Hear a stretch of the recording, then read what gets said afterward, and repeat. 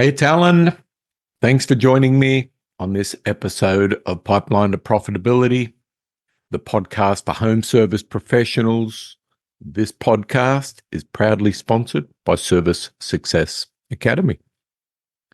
Sincerely hope you get massive value from this podcast with our expert guests.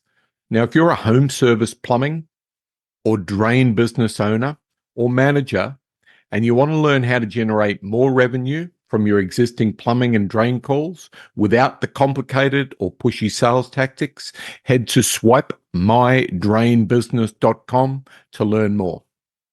So today we have Steven Crosby and Zachary Hunt from Platform Partners, and I want to introduce these guys.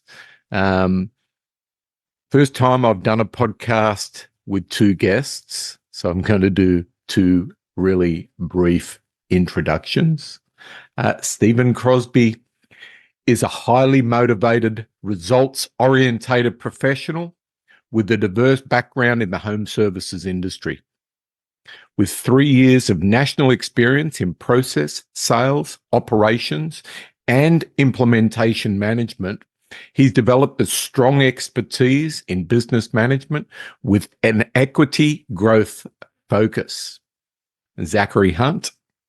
Zachary's been in the plumbing and HVAC construction and home service industry for 23 years, starting with helping his grandfather in his small business as a helper and watching his growth struggles as an example to grow himself by helping others grow theirs, from apprentice to master plumber, and from there operating partner, building, implementing, and refining highest tier best practice for multiple organizations. So let's welcome our guests and let's get into today's episode, shall we? So welcome to the podcast, guys. This is the first podcast that I've done ever where I've had two guests at the same time. So I want to welcome you, Steven and Zach. And today we're going to talk all things Platform Partners, right? So a little bit about you, Steve. What tell us what's going on in your world. So pretty highly motivated individual. I have a diverse background in the home service industry. 3 years of national experience in process, sales, operations, implementation management. Kind of developed a strong expertise in business management with an equity growth focus. And I am a managing director for business development within the Einstein Prime Best Practice Group, as well as Platform Partners. So I help manage all of the managing directors and all of the infrastructure that goes out to the companies and the platform. Fantastic. And a little bit about you, Zach, and then I'll jump in and talk about my dealings with you guys over the last few years, which has been nothing short of amazing. Well, my name is Zachary Hunt, known as Zach. I've been in the plumbing home services industry for about 23 years. I grew up in the trades. One of the things I like to say all the time is I didn't choose plumbing. Plumbing chose me, right? So my grandfather, I worked with him in a truck. I knew how to get underneath the house and solder before I knew how to multiply. Came from running the shovel all the way up to running the business as a managing partner. I'm with the platform as a senior managing director with a specialty in plumbing. And my number one goal is to show other businesses, specifically tradesmen who work hard, to grow their business into that next step on what they don't know, and opening their eyes to what they don't know and growing it together. Love it. So, most of our listeners, Pipeline to Profitability, have been following me, know that I'm a plumber myself, and I'm with you 100%. I think the industry chose me as well, Zach. It's my father was a plumber, and the last thing I wanted to do was work for my dad, but he sort of somehow dragged me into it. And it's I love the trades, and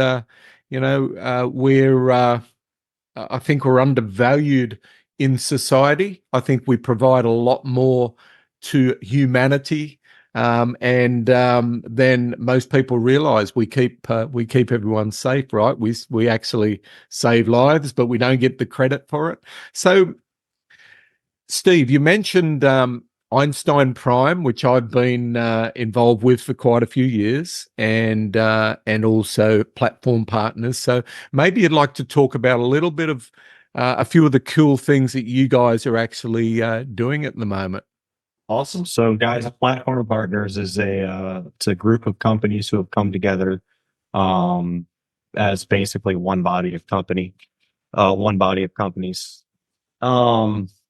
And really, it's kind of spawns into what the best practice group is. All of the infrastructure, the tools for call by call management, all the different revenue control pieces, everything you got to see built within not just the best practice group, but also within the platform. All of those things come from the platform. They come from businesses that are currently operational. These aren't just, theories. These are lifetime practices with real results that are ran. As this infrastructure grew, if you know anything about Landon or Lewis or, me, Service Einstein, we all come from a position of helping people. So we're always helping people with anything they ask us for anyway, because it's what we always really do. And, we just asked ourselves, is there a way to make these tools available to the public for free? And the answer is pretty much yes, with the, beyond the GHL stuff and stuff like that. So most of the infrastructure in the best practice group really evolved from tools that were already in use with hundreds of millions of dollars of revenue in the home service industry. And us really trying to find a way to get them out to everybody.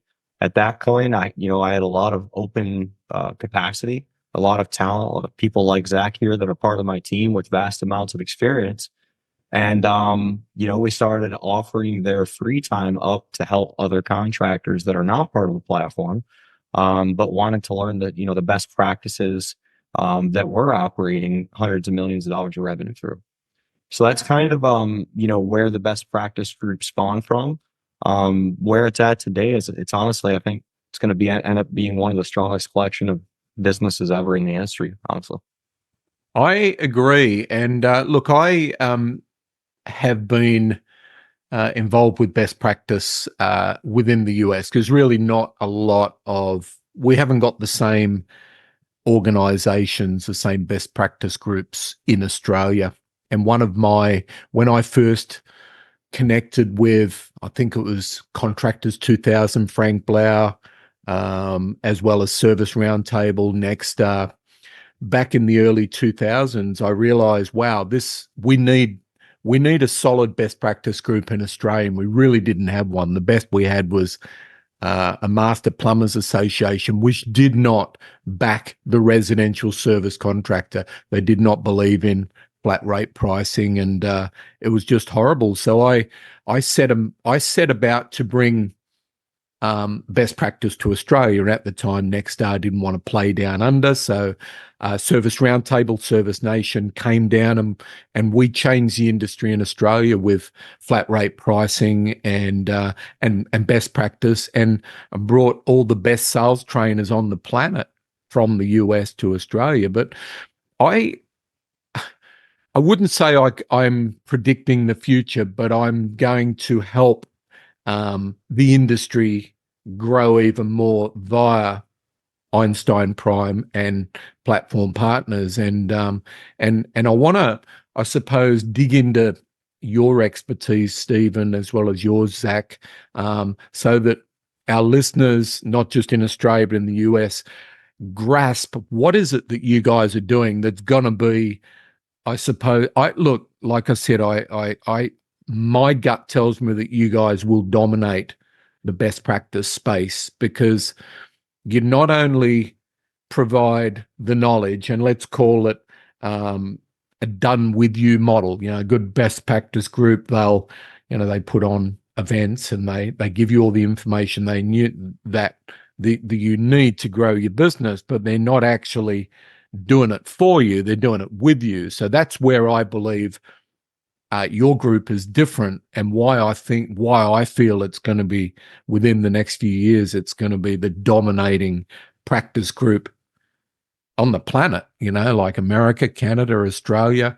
Don't know where else you'll venture, but that's my prediction. And I'd like to dig into that a little bit on, I'm sure you believe that to be true as well, but I'd like to dig into you guys a little bit about what you're doing that's different to the traditional best practice groups. Yeah, so I think I can go first, and then we'll let Zach speak from his firsthand experience as an MD. But I think the biggest thing here, guys, because from my perspective, everything comes down to business equity and growing the business for value. Bettering not only the employee's lifestyle, but the manager's lifestyle, the owner's lifestyle, and the service the customer receives on the back end.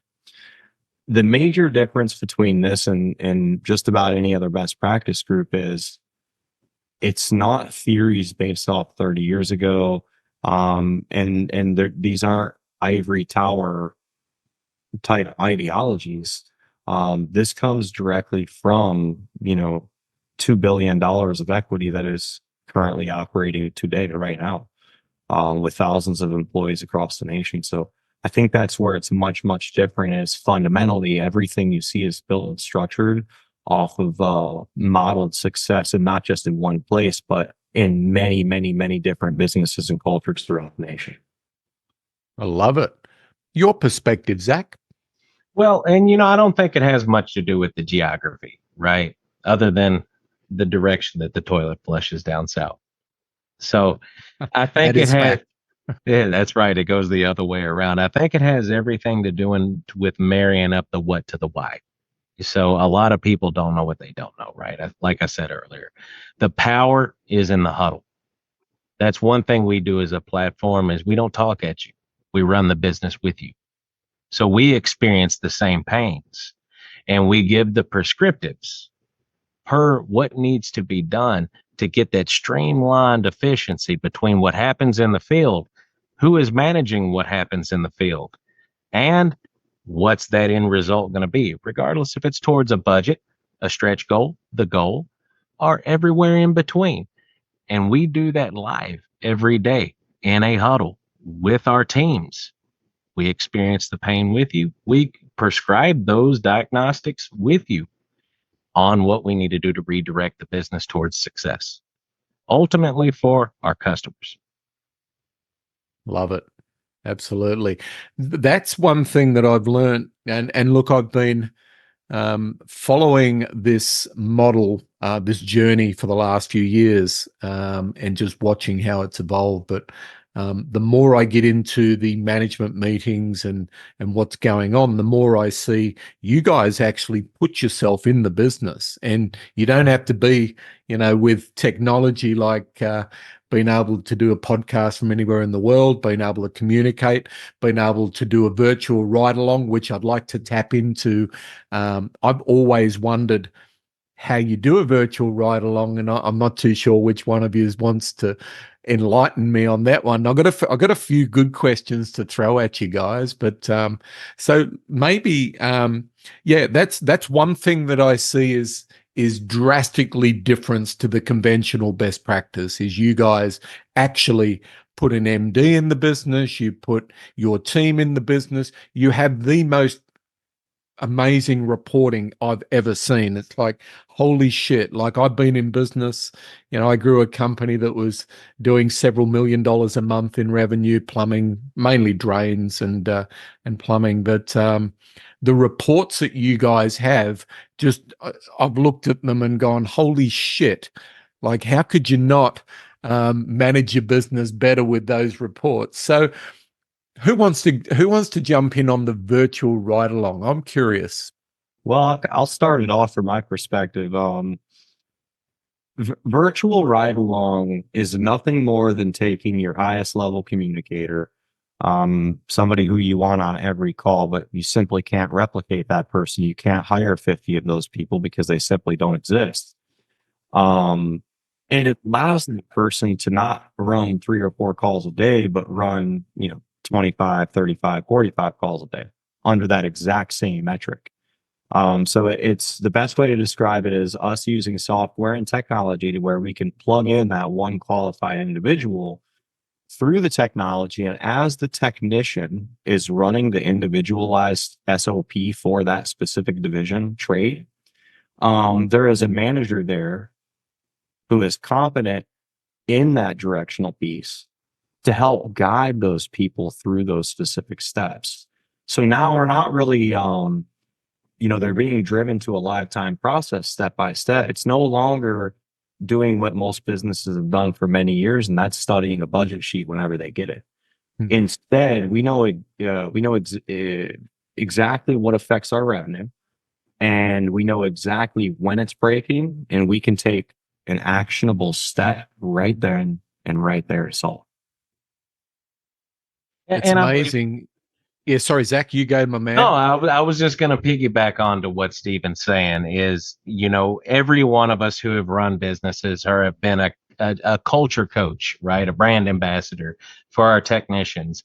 We want to do the role play, right? And we want to get them in that ride along. But we all know when we get in that truck as managers and he's riding down the road, that is the best technician you have on your staff that day. 100%. He is going to razzle dazzle every call, and he knows the handbook by heart. With the virtual ride along, the key to that, the strength to it, is he can still be him. He can loosen, and we can also maintain the quality of standard that we have as a company to roll through a checklist.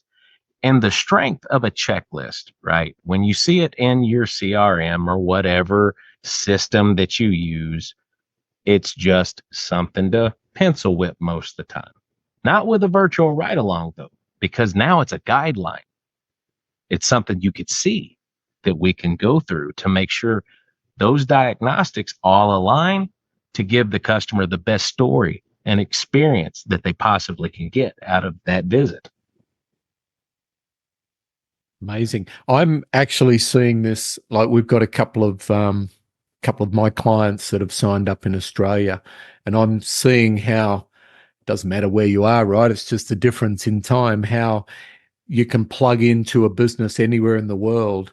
Once you've got the key data and the metrics, you can actually help that company to improve their sales, their efficiencies. There's so much you guys are doing. I don't think we won't have anywhere near enough time to explain it all. So a question that I wanted to throw at either one of you is what actions can a contractor take to increase their business valuation? Because this to me is one of the most important metrics, right?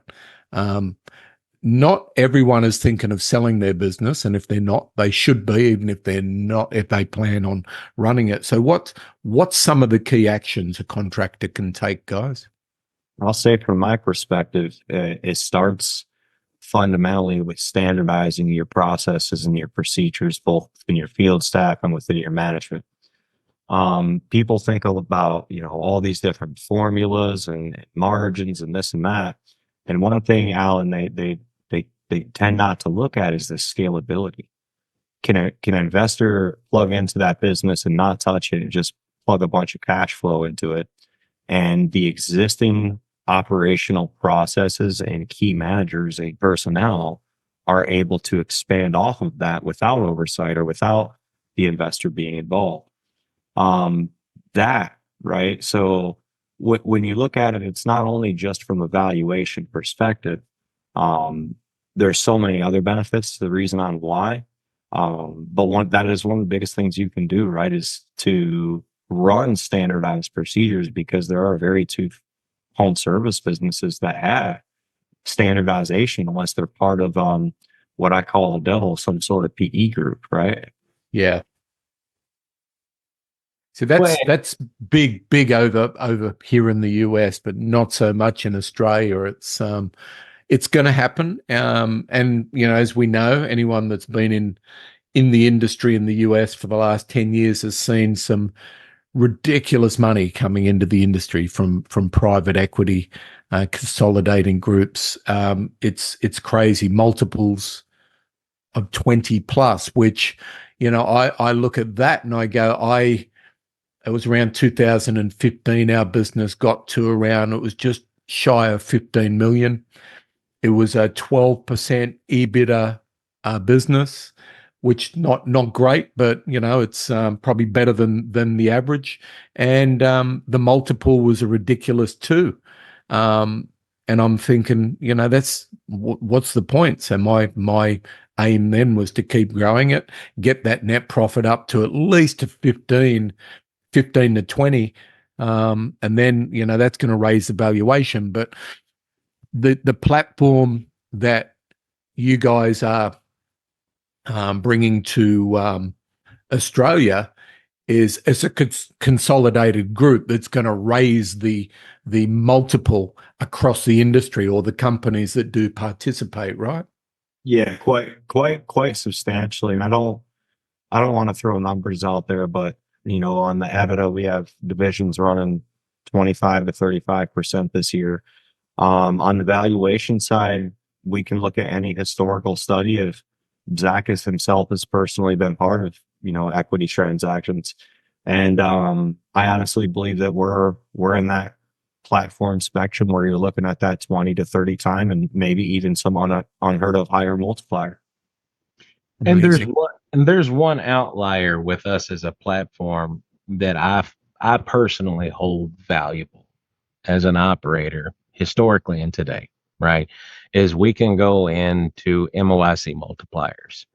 We can go into principal partners. We can go into EBITDA. We can go into net operating profit. We can go into gross margin targets, all that, right? But there's one metric that only I have seen in my 23 years get measured at the platform, and that is the lifetime value of a single customer. Not their closing average, not the replacement average, their value. And we're not measuring it over a 10-year span, and we're measuring it on every single job. Absolutely. Lifetime, actively and passively. That is so strong from a servant's heart perspective that it is unreal. And it is so very little measurable across most of our tradesmen. But that is where the heart of growth really comes from. If you really want to value build your business, is the stickability, the LTV, the lifetime value of that customer. That is the strength. Or Steven like to say the secret sauce. I'm glad you brought that up because I can't remember when or who actually taught the lifetime value to me, but that was one thing we did. It was probably close to 15 years ago when we realized that a customer back, let's say 2009, 2010, I realized that a customer was worth $10,000, and that's over a 3-year period.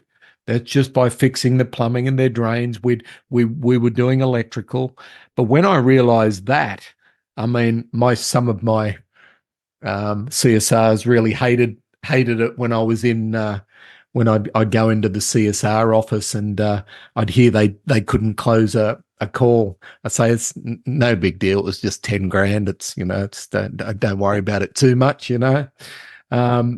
Being a sarcastic bastard as I am, but the lifetime value. There was 2 metrics that we measured. Lifetime value and the true cost of acquiring a customer, because both those things are important. And that's one thing you guys with your metrics, your valuation model, you can actually tell a contractor exactly how much they can spend to acquire a customer and still make a good profit. I mean, that's just the reporting is amazing. So, another question, what are some of the key reporting metrics that every contractor should know, guys?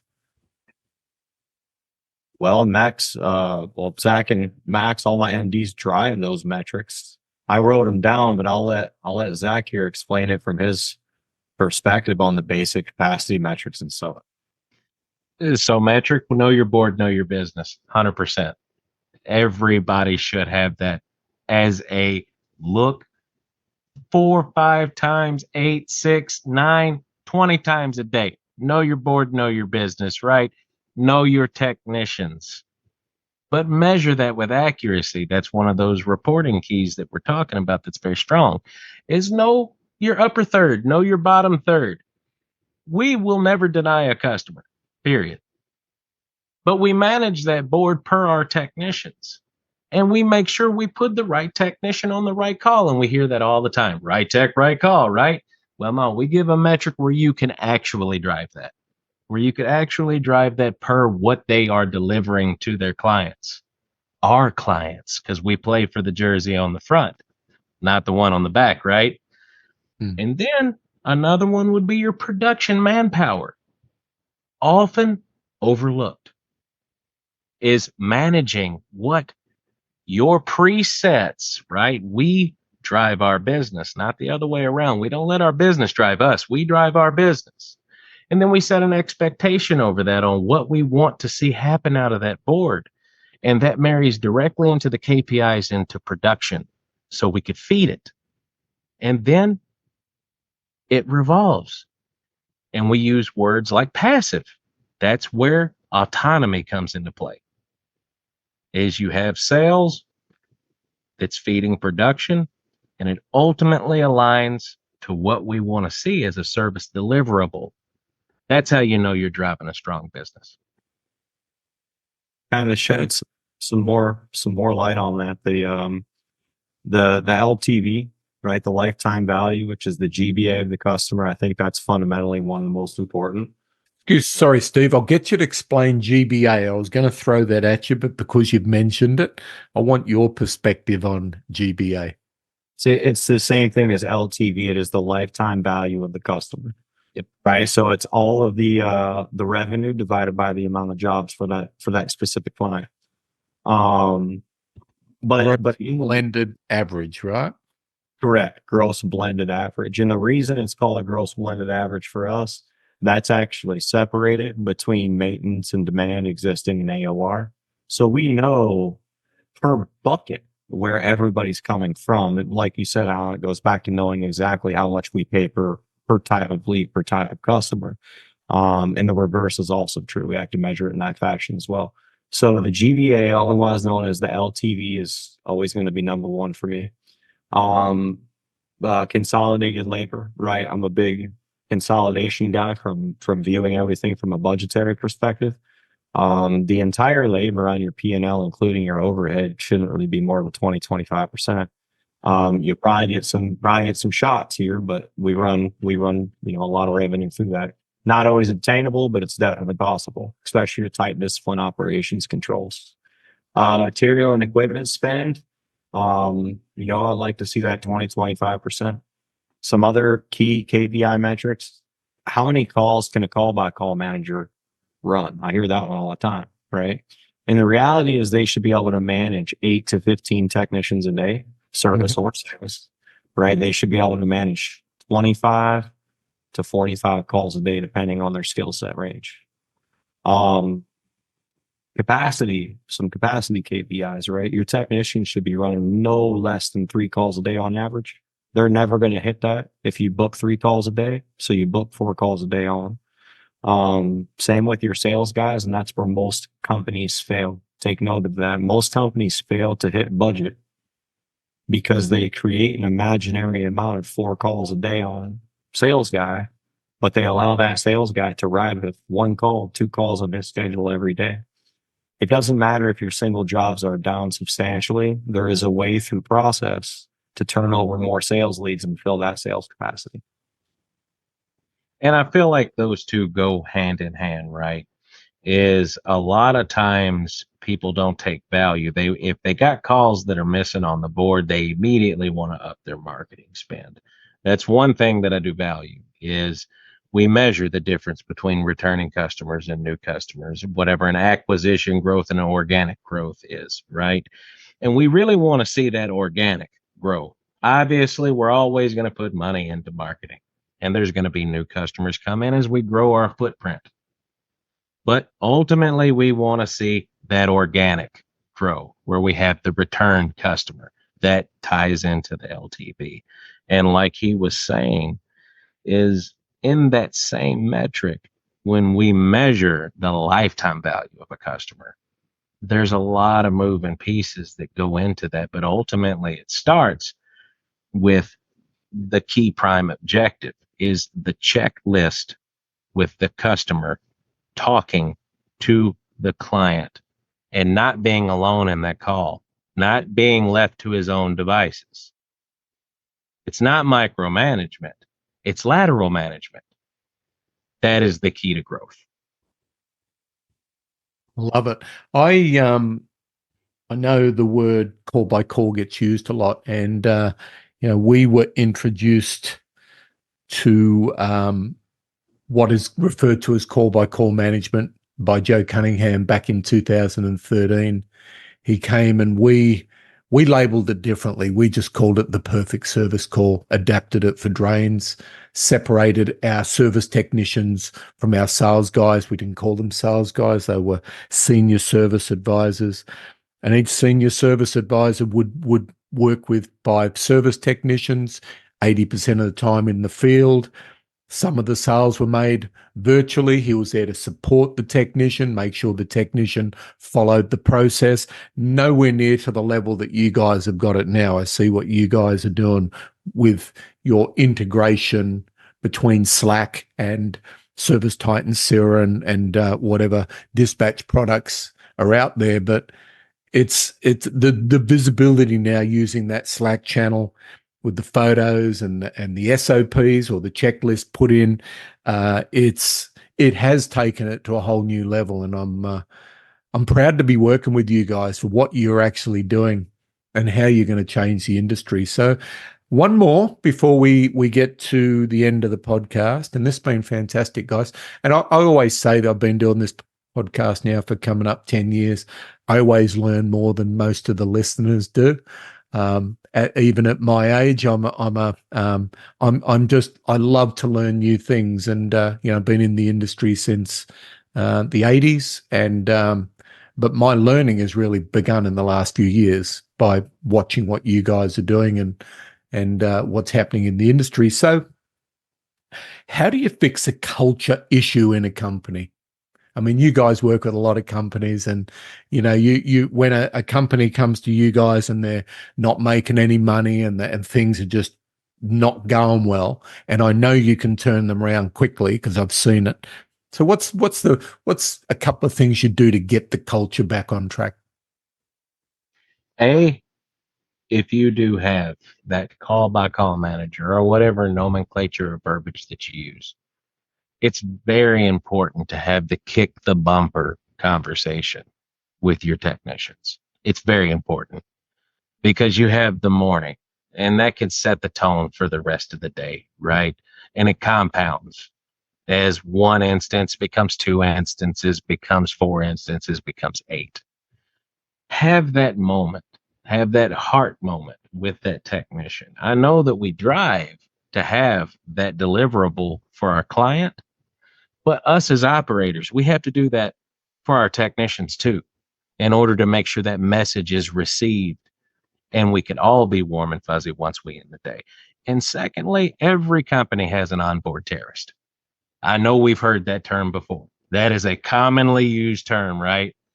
Every company has an onboard terrorist. The quicker that we could identify who that person is and isolate it, not cross-pollinate those bad habits, it's going to be tough. It might be somebody you like. It might be somebody that's had a beer with you last night or something, right? But you got to nix it. You got to have that delineation between what is professional and what is personal and handle it at the time that you identify it. Yeah. I think from my perspective, I'll just call it how I see it. 25% of your employees, they're going to hate everything you put at them because they hate everything you put at them. 25%, they're going to love everything you put at them because they love everything you put at them. 50% are just going to take a little bit longer. when it comes to actual cultural issues, what I found in my position is it typically goes back to a leadership problem. There is typically a lack of belief or structure within the management positions itself, and that cascades back to large culture problems on the bottom end of business. Totally agree. Watch out for the terrorists. Yep, I'm with you. One thing we used to look out for, we'd have our weekly company meetings. We'd bring our service sales team in, and that was, for us, it was probably close to 30 staff at one point there, and would always keep an eye out for the meeting after the meeting, because that usually could be led by the terrorist, right? Yes.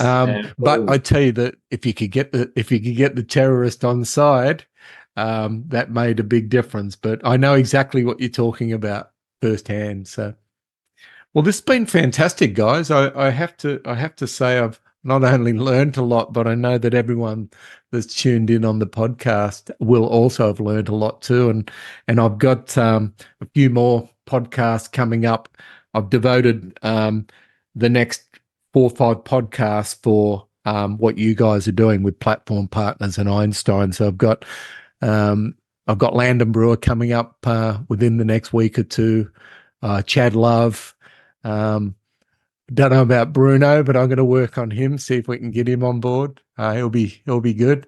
And so this is really exciting, and I'm really looking forward to launching this platform in Australia. And with Steven and Zach, you guys work behind the scenes. You're the guys that go into the companies, and we've got a couple that are onboarding, hopefully today and tomorrow. But it's going to be interesting to see how that works, because us Australians, we find that it's hard to understand you Americans. Just you talk funny, and it can be a little bit challenging for us. But other from that, you're pretty good guys, right? I'm from Florida. It'll be even more fun. We're like a down under of our own. Yes. I am really looking forward to this. I'm looking forward to getting back to Australia and helping the companies that are coming on board, helping them to drastically grow their business and see profits like they've never seen before. And for the owners of these businesses to become passive, and that's something else we never touched on. So I'm gonna probably I don't mind, Stephen, if you want to bring us to a close, maybe talk about how we get a hold of you guys, and have either of you's got a good book or a podcast you're listening to at the moment that we can share with our listeners. Yeah. So I listen to a lot of Landon Brewer's podcasts, actually, who's my boss, right? But I have for many years for the business side. So that whenever it comes to, he just recorded one today, actually, very powerful. There was a lot of good management information, good stuff on there. So I'm a big fan of listening to his podcast when they come out. And from my end, to bring it from a close, getting a hold of us, guys, I'm on Facebook, Steven at peachcfo.com, Steven Crosby on Facebook. We are an open book. We have several best practice groups, several Facebook groups.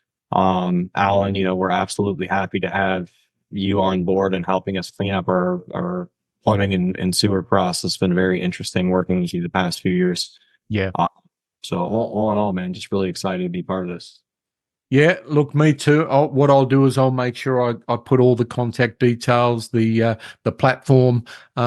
Maybe just, I know we're starting to get short on time here, but you have got a free software that you're giving away that's going to help anyone that wants to get on board. So let's talk about that a little bit, Steve. Yeah. So for the free software, guys, I'll give Alan the link here, but you essentially sign up for a Go High Level account, GHO. It's $200 something a month. That gives you access to all of our software stacks. You don't need developers. You don't need your own servers. You don't need all this complex stuff. We've already built it for our own companies.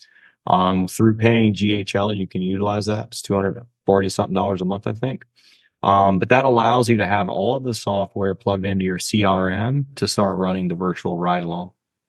Beautiful. And I highly recommend GHL, Go High Level. We've been using it for years. Great marketing automation software. So that's an added bonus in itself. So I'll make sure everyone gets the link for that. And yeah, I want to thank both of you guys. This has been extremely informative. I've thoroughly enjoyed it. And yeah, I wish you guys all the best. I really can't wait to see Australia grow at the rate that the platform is growing in the US. So thank you, Steven.